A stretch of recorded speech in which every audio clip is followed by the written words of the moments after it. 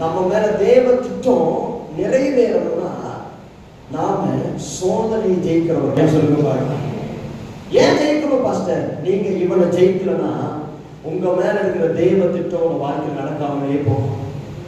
இன்னைக்கு நிறைய பேருடைய வாழ்க்கையில ஆண்டவருடைய திட்டம்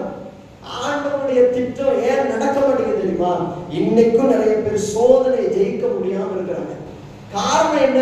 விசுவாசம் இல்லை, ஜெபம் இருக்கு, பைபிள் வாசிப்பு இருக்கு, ஆவியில நிரம்புறாங்க, அபிஷேகத்தில் நிரம்புறாங்க. இவங்க ஜெபம் பண்ண உடனே கர்த்தர் இறங்கி வராது. ஏன்? உங்க மேல ஆண்டவர் பிரியமா இருக்கிறார். உண்மை, ஆண்டவர் பிரியமா இருக்க உங்க மேல இறங்கி விடுவாரு, உங்க கூட பேசுவாரு, எல்லாம் உண்மைதான். ஆனா இதெல்லாம் வச்சு நீங்க பிசாச ஜெயிக்க முடியணும்னா உங்களுக்கு என்ன வேணும் தெரியுமா? விசுவாசம் வேணும்.